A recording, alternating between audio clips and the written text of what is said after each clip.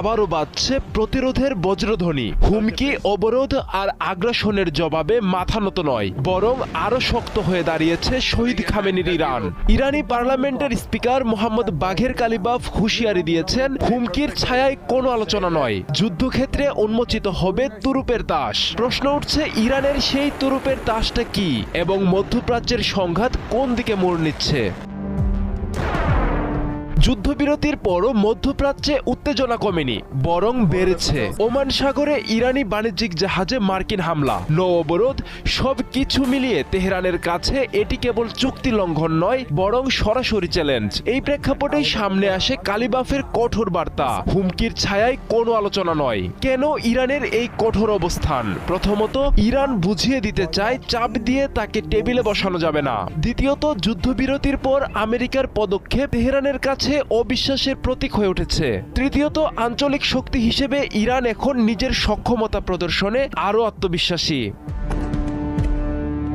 কালিবাফের মন্তব্যটি কৌশলগতভাবে অত্যন্ত গুরুত্বপূর্ণ। বিশ্লেষকদের মতে ইরান কয়েকটি সম্ভাব্য পদক্ষেপ নিতে পারে। প্রথমত, উন্নত ড্রোন ও মিসাইল কৌশল। ইরান ইতোমধ্যে স্বল্প খরচে উচ্চ কার্যকারিতার ড্রোন যুদ্ধ কৌশল দেখিয়েছে। নতুন প্রজন্মের ড্রোন ও হাইব্রিড আক্রমণ কৌশল সামনে আসতে পারে। দ্বিতীয়ত, সমুদ্র নিয়ন্ত্রণ কৌশল। বিশ্ব জ্বালানি সরবরাহের লাইফলাইন হরমুজ প্রণালী, এই চোখ পয়েন্টে নিয়ন্ত্রণ দেখিয়ে ইরান বৈশ্বিক চাপ তৈরি করতে পারে। তৃতীয়ত, অসম যুদ্ধ কৌশল। সরাসরি যুদ্ধ নয়, বরং ছায়াযুদ্ধ। নৌ হামলা, সাইবার অপারেশন এবং আঞ্চলিক মিত্রদের সক্রিয়তা বাড়ানো হতে পারে। চতুর্থত, আঞ্চলিক জোট শক্তিশালী করা। ইরান তার মিত্রদের মাধ্যমে বহুমাত্রিক চাপ তৈরি করতে পারে, যা আমেরিকার জন্য যুদ্ধব্যয় বাড়িয়ে দেবে বহুগুণ।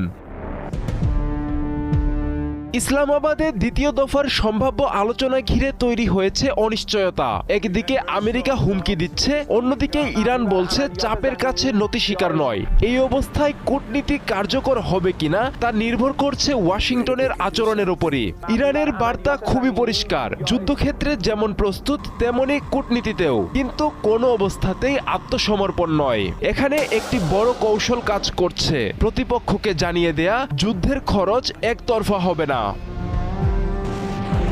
মধ্যপ্রাচ্যের এই নতুন সমীকরণে ইরান দেখাচ্ছে শুধু প্রতিরোধ নয়, পাল্টা কৌশলও তাদের হাতে প্রস্তুত। হুমকি দিয়ে, অবরোধ বসিয়ে বা আগ্রাসন চালিয়ে তেহরানকে আর থামানো যাবে না, কারণ ইরান দেখিয়ে দিয়েছে তাদের প্রতিটি চাপ, প্রতিটি আঘাত ফিরে আসতে পারে আরো শক্তিশালী প্রতিক্রিয়া হয়ে। এখন অপেক্ষা সেই তুরুপের তাস কবে সামনে আসে, কারণ যদি তা উন্মোচিত হয় তবে এই সংঘাত আর শুধু সংঘাত থাকবে না, এটি হয়ে উঠতে পারে পুরো